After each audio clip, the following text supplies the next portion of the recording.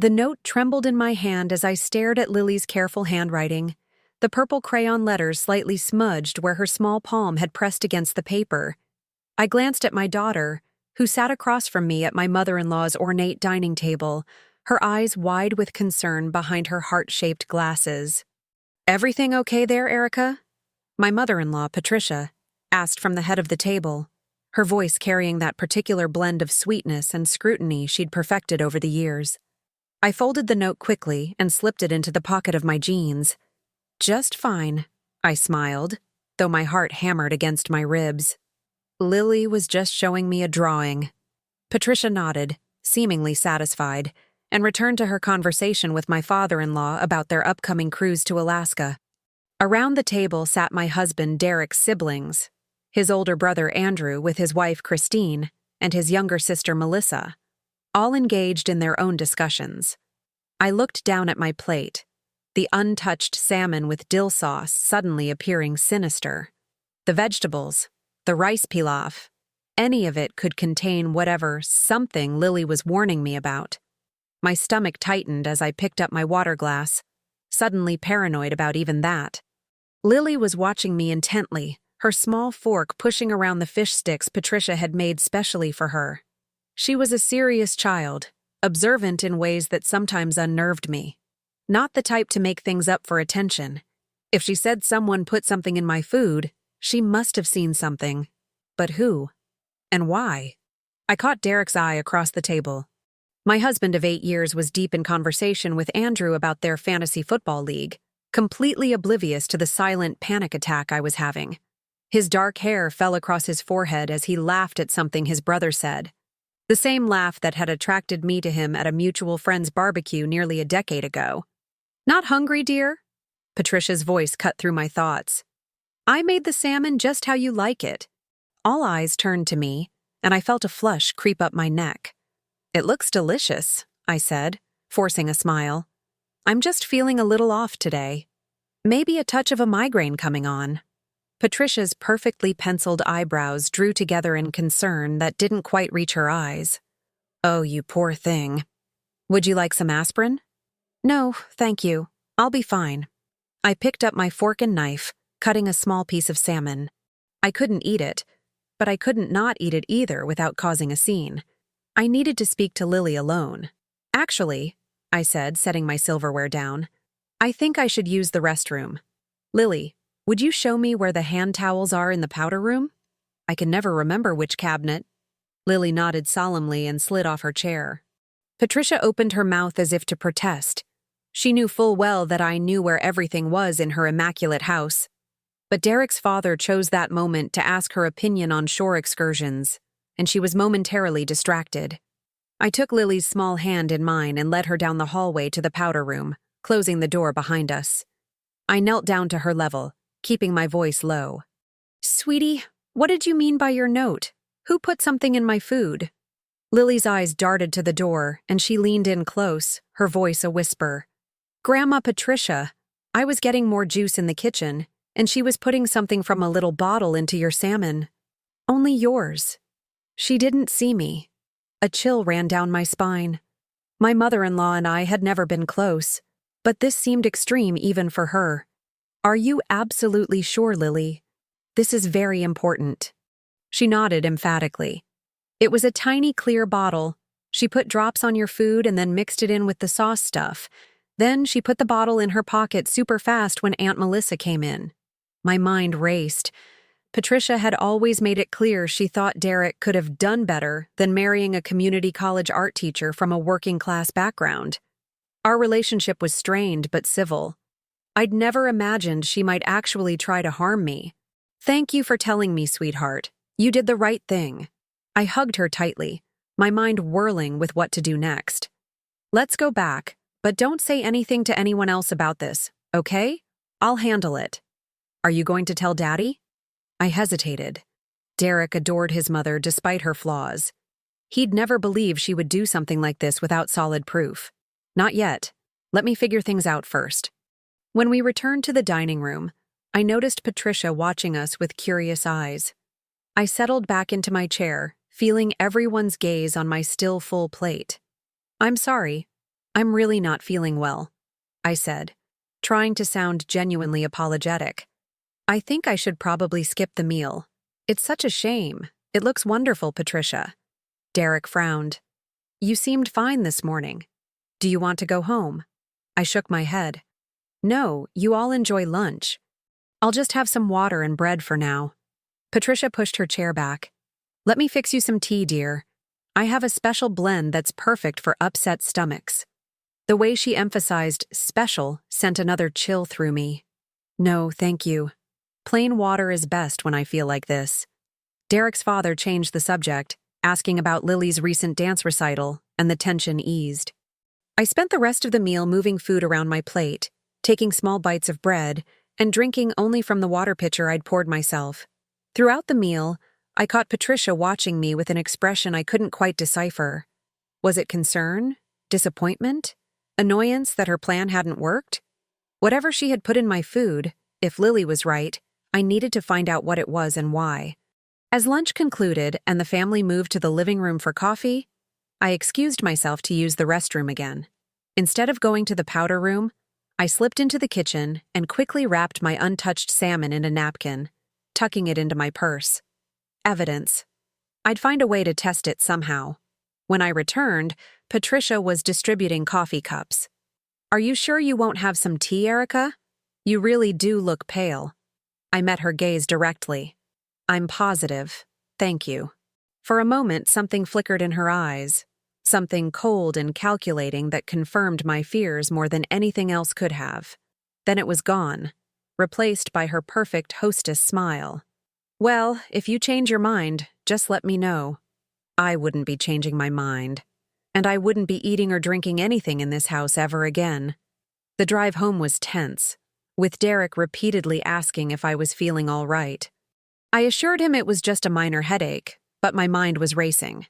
What had Patricia put in my food? Was it something to make me sick? Something worse? And why would she do it? Lily had fallen asleep in her car seat, exhausted from the anxiety of her discovery and the responsibility she'd felt to warn me. I watched her in the rearview mirror, overwhelmed with gratitude for her perceptiveness and courage. You were pretty quiet today, Derek said, eyes on the road. Did something happen with my mom? I hesitated. Without proof, accusing Patricia would only drive a wedge between Derek and me. He'd never believe his mother capable of something so sinister. No, nothing specific. You know how it is. We're just different people. He sighed. I wish you two would try harder to connect. Family is important, Erica. I bit back a retort about how trying harder wasn't the issue when one person potentially wanted to poison the other. Instead, I just nodded and changed the subject. When we got home, I put the wrapped salmon in our spare refrigerator in the garage where Derek wouldn't notice it. After Lily was tucked in for her afternoon nap, I grabbed my laptop and started researching. What substances could be slipped into food? What were the symptoms? How could I test the salmon to find out what was in it? The results were overwhelming and terrifying. From laxatives to actual poisons, the possibilities seemed endless. I'd need professional help to test the food. I clicked over to my contacts and found Jordan's number. My best friend since college was now a laboratory technician at the university hospital. If anyone could help me analyze the salmon discreetly, it would be her. This is going to sound crazy, I said after she picked up. Those are always the best conversations, Jordan replied. I could hear the smile in her voice. I explained the situation as concisely as possible. To her credit, Jordan didn't immediately tell me I was being paranoid. That's disturbing, she said when I finished. But are you sure your daughter didn't misinterpret what she saw? Patricia could have been adding extra seasoning or something? Lily was very specific about it being a small bottle, and that Patricia only put it on my portion. And you should have seen Patricia's face when I didn't eat it. She looked disappointed. Jordan was quiet for a moment. Okay, I can't run a full toxicology screen without proper authorization, but I have some friends in the chemistry department who might help us out unofficially. Can you meet me at the lab tomorrow around noon? Absolutely. Thank you, Jordan. After hanging up, I felt a small measure of relief. At least I was taking action. But that still left the question of what to do about Sunday dinner next week. The Reynolds family gathered every other Sunday at Patricia and William's house, a tradition that had been sacred since before Derek and I met. If I suddenly refused to attend, it would raise suspicions. Derek came into our home office where I was sitting. "Lily's still asleep. Want to watch something? You seem tense." I closed my laptop quickly. "Sure, that sounds nice." As we settled on the couch with a random cooking competition on TV, Derek's arm around my shoulders, I tried to focus on the present moment. But my mind kept returning to Patricia and that small bottle Lily had described. What was my mother-in-law trying to do to me? And more importantly, why? The next day, I dropped Lily off at her friend Emma's house for a playdate and drove to the university. Jordan met me outside the science building, her curly hair pulled back in a messy bun, lab coat already on. "You brought the sample?" she asked, leading me through a maze of corridors. I patted my purse where the now slightly smelly salmon was wrapped in multiple layers of plastic. "It's not exactly fresh anymore." "That's fine for what we're doing. Dave is waiting for us in the lab. He's a grad student in analytical chemistry. Brilliant guy. Very discreet." Dave turned out to be a lanky man with thick glasses and an enthusiasm for chemical analysis that would have been endearing in any other circumstance. He listened to my abbreviated story without comment, then got to work preparing the salmon sample. "We'll start with a basic screen for common substances," he explained, "then narrow it down based on what we find. This isn't a formal toxicology report, but it should tell us if there's anything unusual present." Jordan and I waited while Dave ran his tests, making small talk about her recent promotion and my upcoming art exhibition at the community center. Neither of us mentioned the elephant in the room, that my mother-in-law might have tried to poison me. After what seemed like an eternity, Dave returned with a printout. "Well, there's definitely something here that shouldn't be in salmon with dill sauce." My heart pounded. "What is it?" "Diazepam, commonly known as Valium. Not in a lethal dose, but enough to cause significant drowsiness, confusion, maybe even temporary memory loss depending on your body weight and sensitivity." I stared at him, trying to process this information. Valium? Why would she put that in my food? Jordan touched my arm. "Erica, this is serious. Drugging someone without their knowledge is illegal." "I know, but..." I trailed off, my mind racing. What could Patricia possibly gain by drugging me at a family lunch? Dave cleared his throat. "There's one more thing. The concentration suggests multiple doses. If this is the first time you've been targeted, the effects might have been minimal, just making you seem a bit off to others. But repeated exposure..." The implication hung in the air. Had Patricia been drugging me at other family gatherings? It would explain why I often felt strangely tired after Sunday dinners at the Reynolds house. Why I sometimes had trouble remembering details of conversations. "I need to keep this report, right?" I asked, reaching for the paper. Dave pulled it back slightly. "This isn't an official analysis. It wouldn't stand up in court or anything." "I understand. I just need it for my own information." He hesitated, then handed it over. "Just be careful. And maybe don't eat anything this person prepares for you again." Outside the lab, Jordan hugged me tightly. "What are you going to do? Are you going to tell Derek?" I folded the paper and put it in my purse. "I need to understand why first. Why would Patricia drug me? What's her endgame? Maybe she just wants to make you look bad in front of the family? You know, make you seem unstable or irresponsible." The theory made a certain kind of sense. Patricia had always made subtle comments about my parenting, my career choices, even my housekeeping. If I appeared confused or forgetful at family gatherings, it would reinforce whatever narrative she was spinning about me not being good enough for her son. "I need to talk to Melissa," I said suddenly. "Derek's sister. She and Patricia have never been close. Maybe she knows something." Jordan looked skeptical. "Are you sure that's wise? What if she tells Patricia you're asking questions?" "It's a risk I'll have to take. I need answers before I confront Derek with this. He'll never believe me otherwise." On the drive to pick up Lily, I called Melissa and asked if we could meet for coffee the next day. She sounded surprised but agreed readily enough. Unlike Patricia, Melissa had always been kind to me. even if we weren't particularly close. That night, as Derek and I got ready for bed, he mentioned that his mother had called. "She's worried about you," he said, pulling back the covers. "Said you seemed off at lunch yesterday and wanted to know if you're feeling better." I nearly dropped my hairbrush. "What did you tell her?" "That you were fine. Are you? You've been acting strange since we left their house." I forced a smile. "Just tired. Work has been busy with the exhibition coming up." He nodded, accepting this explanation easily. Too easily. A small, paranoid part of me wondered if Patricia had been poisoning his perception of me for years, making him dismissive of my concerns. As I lay beside my sleeping husband that night, I wondered what other secrets might be hidden beneath the perfect facade of the Reynolds family. The coffee shop was bustling with mid-morning customers when Melissa arrived. She spotted me in the corner booth and waved, her blonde hair, so similar to Patricia's, bouncing as she navigated between tables. "This is a nice surprise," she said, sliding into the seat across from me. "We don't get much one-on-one time." I pushed a cappuccino toward her.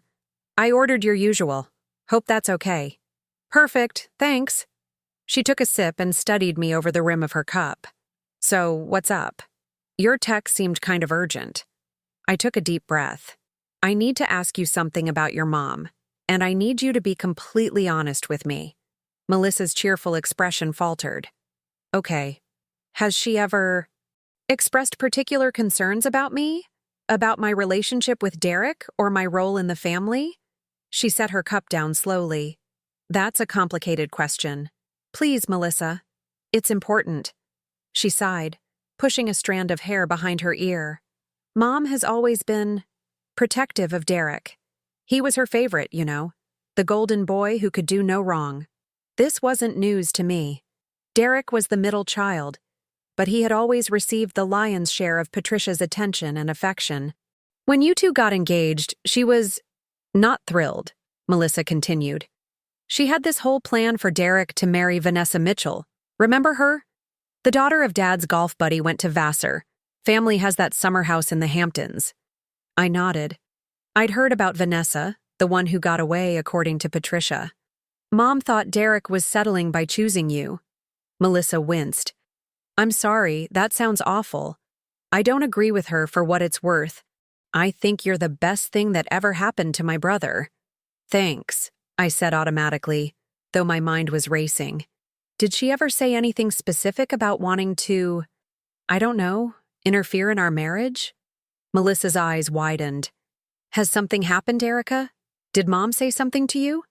I hesitated. "Not exactly. I've been noticing some things lately that make me uncomfortable."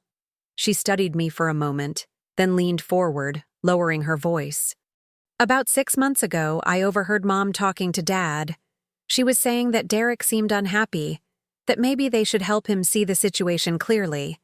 Dad shut it down pretty quickly, said they needed to stay out of your marriage."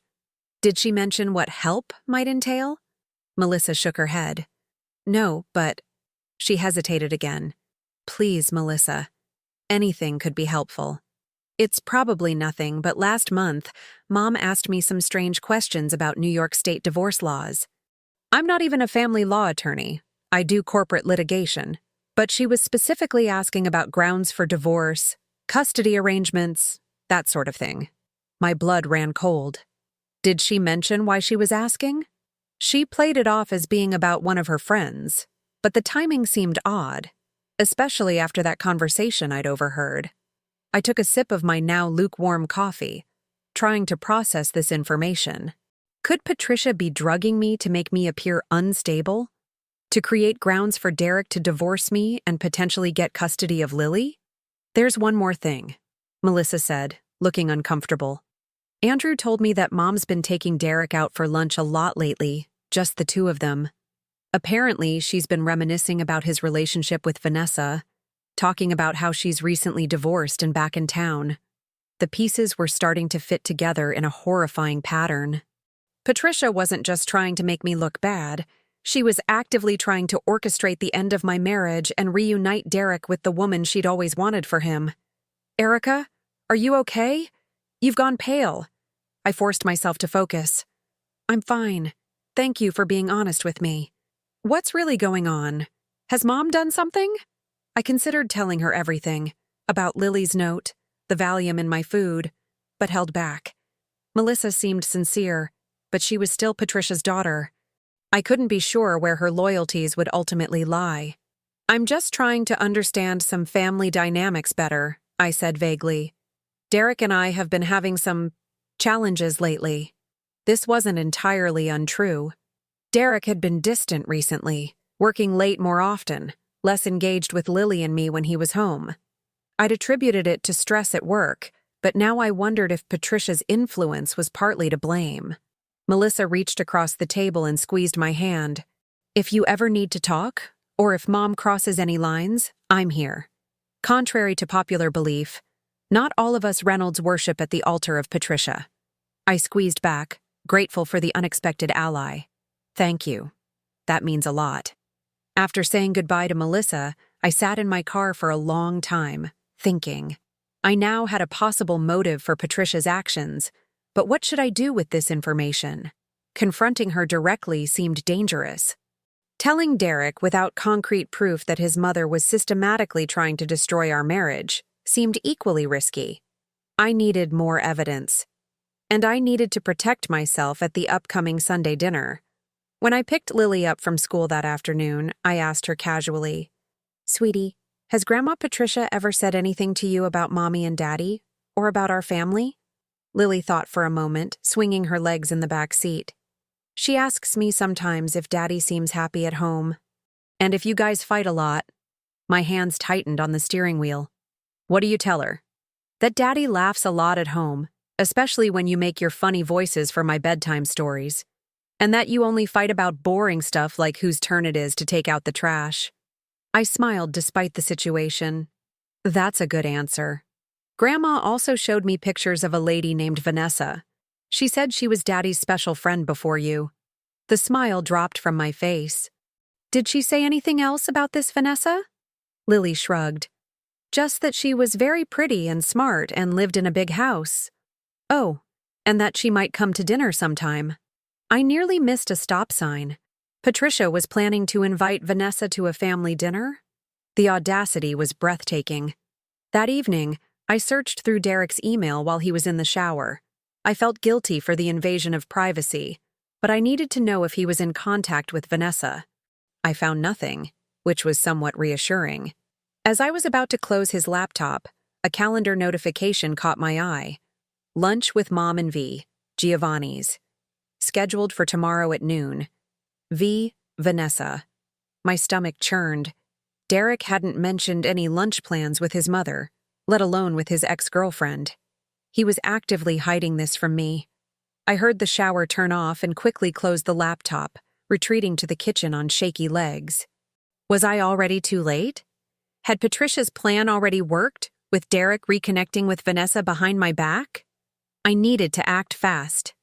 Sunday dinner was in 3 days, and I had a feeling it would be the culmination of whatever Patricia had been planning. Sunday arrived with a sense of foreboding. I'd spent the intervening days gathering what evidence I could. Dave's unofficial lab report, notes from my conversation with Melissa, screenshots of Derek's calendar showing the lunch with V that he'd never mentioned to me.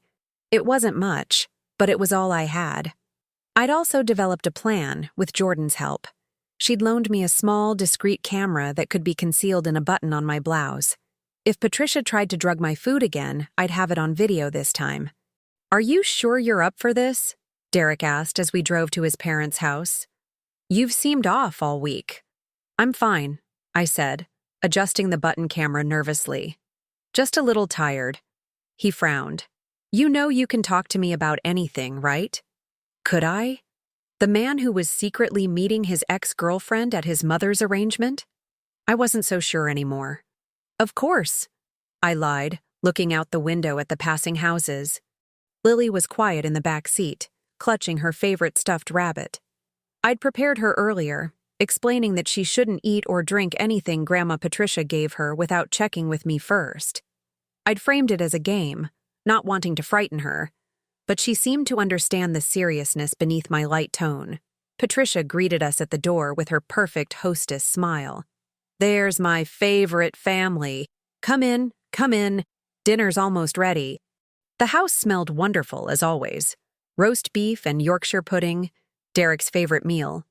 The dining room table was set immaculately, with the good china and crystal glasses gleaming under the chandelier. I counted the place settings. 7. There were only 6 of us: Patricia, William, Derek, Lily, me, and Melissa, who was already there nursing a glass of wine. "Are we expecting someone else?" I asked, trying to keep my voice casual. Patricia's smile widened. "An old friend is joining us. I hope you don't mind." Before I could respond, the doorbell rang. Patricia practically glided to answer it, returning moments later with a tall, elegant woman with chestnut hair and a designer dress that probably cost more than my monthly salary. "Everyone. You remember Vanessa Mitchell, don't you? Vanessa, you know everyone except Erica and Lily." Vanessa smiled warmly, but her eyes were calculating as they swept over me. "It's so lovely to finally meet you, Erica. Derek has told me so much about you." I forced a smile in return, even as my heart pounded with betrayal. When had Derek been telling her about me? In their secret lunches that he'd never mentioned? "All good things, I hope," I said, my voice steadier than I felt. Derek appeared uncomfortable, standing slightly apart from both Vanessa and me. Vanessa just moved back to the area. Mom thought it would be nice to reconnect. "How thoughtful," I said, catching Melissa's sympathetic glance from across the room. The pretense of normality continued as we moved to the dining room. Patricia directed everyone to their seats, placing Vanessa between Derek and William, while I was relegated to the far end of the table beside Lily. As Patricia served the food, I activated the button camera with the discreet press.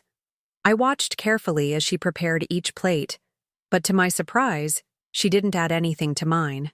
The meal proceeded with stilted conversation, dominated by Patricia prompting Vanessa to talk about her successful career in finance and her recent travels through Europe. "And you're not seeing anyone currently?" Patricia asked, the question loaded with implication. Vanessa smiled demurely. "Not at the moment. It's hard to find someone who understands ambition, you know?" Her eyes flicked to Derek, who suddenly became very interested in his Yorkshire pudding. I ate cautiously, testing tiny bites of everything.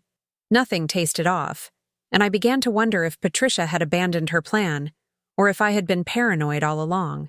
Then Patricia stood. "I'll get dessert. Erica, would you mind helping me in the kitchen?" All eyes turned to me. This was unusual. Patricia never asked for help in her domain, but it was also an opportunity. "Of course," I said, following her out of the dining room. In the kitchen, Patricia busied herself with cutting a chocolate cake. "Would you pour the coffee, dear? The cups are already arranged on that tray." I moved to the tray, noting 7 delicate china cups already filled with cream, just waiting for coffee. But as I reached for the coffee pot, I caught a movement in my peripheral vision. Patricia had taken a small clear bottle from her pocket and was holding it over one of the cups. My cup, I was certain. "What are you doing?" I asked sharply.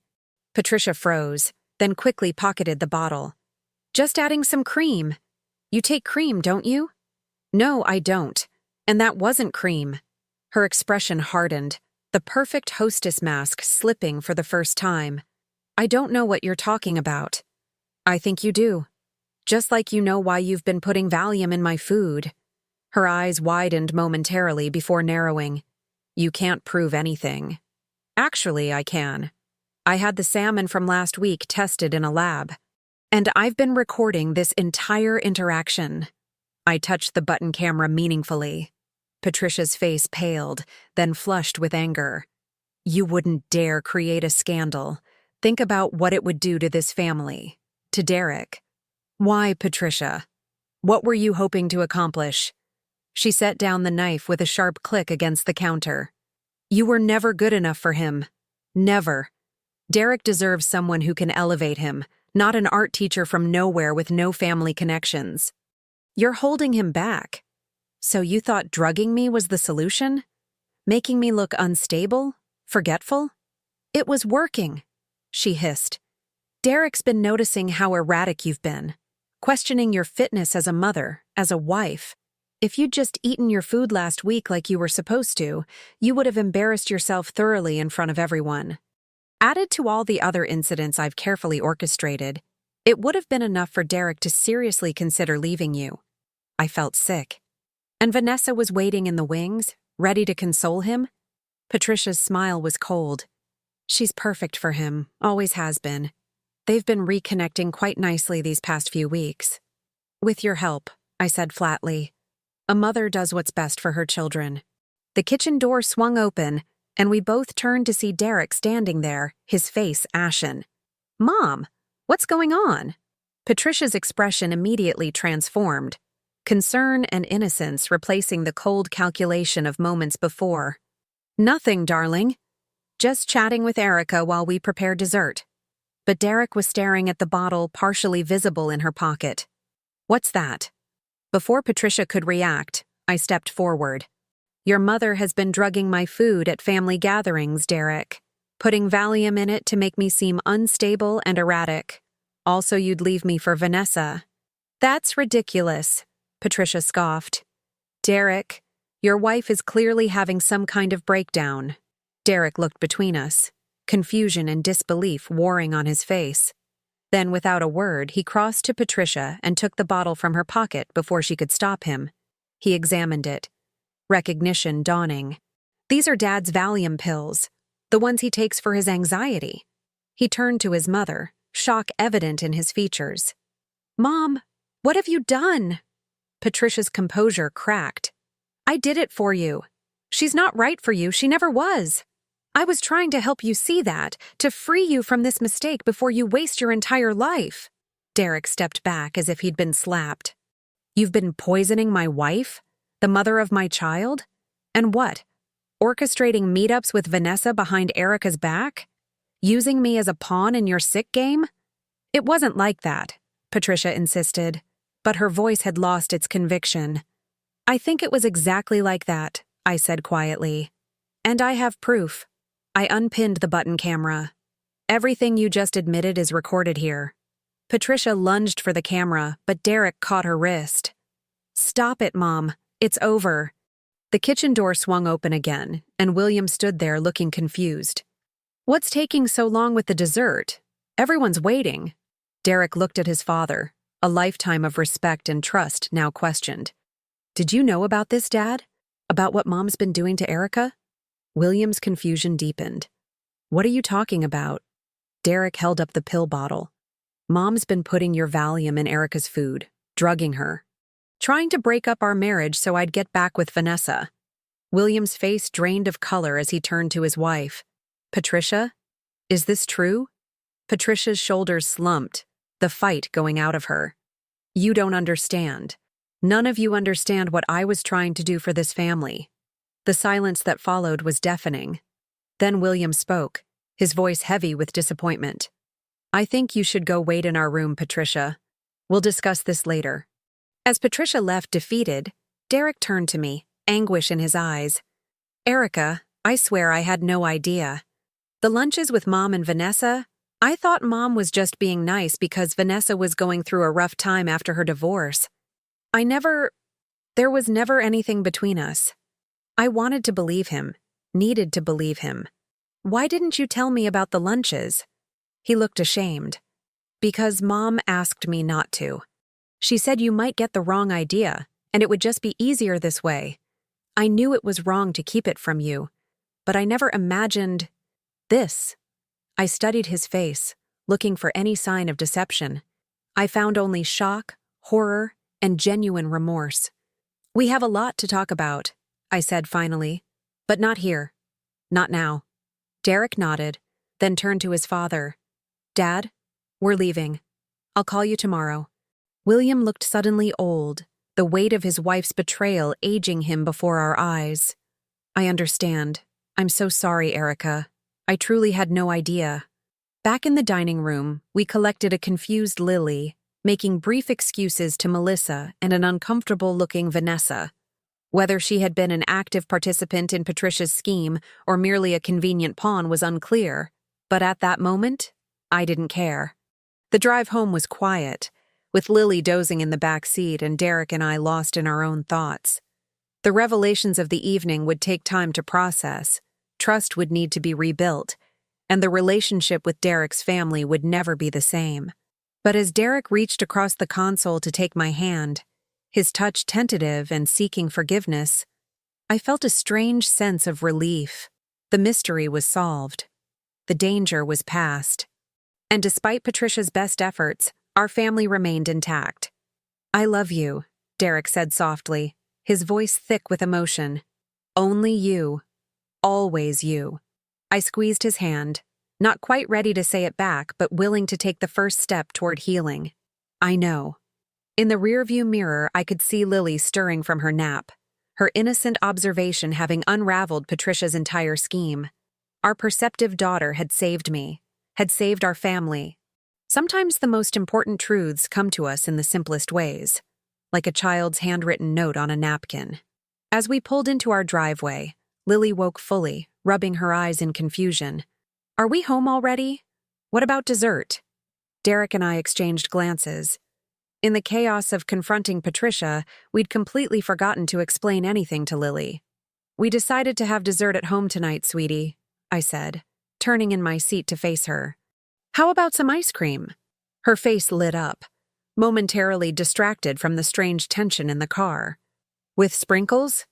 "Definitely with sprinkles," Derek confirmed, his voice lighter than it had been all evening.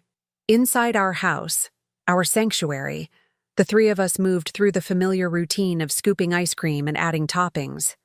The normality of it was comforting, even as the events of the evening hung over Derek and me like a storm cloud. After Lily was tucked into bed, her questions about the abrupt departure from Grandma's house deflected with promises of explanations tomorrow.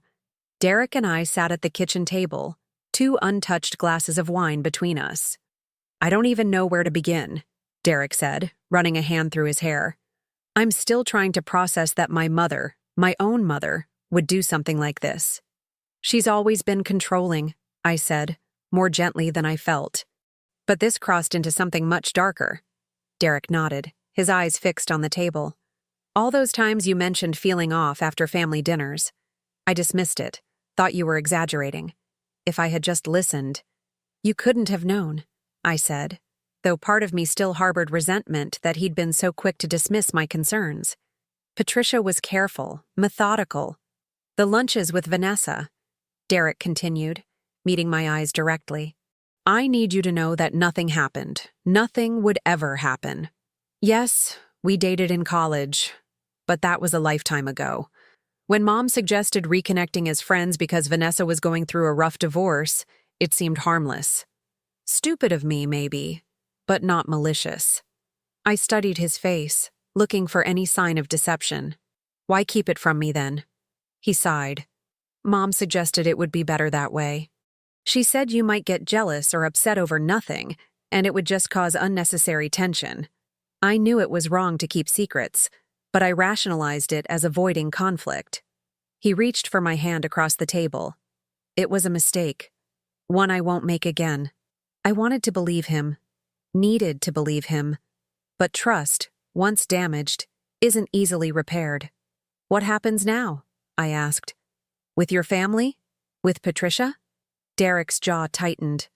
"I don't know. I can't imagine having her in our lives after this, but cutting her off completely means restructuring everything. Holidays, birthdays, family traditions, and there's Lily to consider." "Lily is exactly why we need to be careful," I pointed out. "Patricia was willing to drug me, her mother. What else might she be capable of?" "I know," Derek said quietly. "I know. Dad called while you were putting Lily to bed. He's as shocked as we are. He's taking Mom to see someone, a therapist. He thinks she needs professional help." "That's a start," I conceded, "but not enough for me to feel safe around her again." "No contact until she's gotten serious help," Derek agreed. "And even then, never alone with you or Lily." We sat in silence for a moment, the weight of the evening settling around us like a heavy blanket. "I'm sorry," Derek said finally, his voice breaking. "I should have protected you better. Should have seen what was happening." I reached across the table and took his hand. The anger and betrayal I felt weren't directed at him, not entirely anyway. He had been manipulated too, a pawn in his mother's twisted game. "We'll get through this," I said, not quite ready to offer absolution, but willing to take the first step. Together. Over the weeks that followed, we began the slow process of rebuilding. Derek and I started seeing a marriage counselor, working through the trust issues that Patricia's actions had exacerbated. William kept his distance, respecting our need for space while occasionally sending updates about Patricia's treatment. Melissa became an unexpected source of support, regularly checking in and even watching Lily occasionally so Derek and I could have time to reconnect. As for Vanessa, she sent a brief email apologizing for her unwitting role in the situation and then disappeared from our lives. Whether from guilt or self-preservation, I wasn't sure. 6 months later, as we celebrated Lily's 7th birthday with a small party in our backyard, no extended family, just close friends and classmates, I watched my daughter blow out her candles, her face alight with joy. Derek stood beside me, his arm around my waist, head bent close to mine. "What do you think she wished for?" he whispered.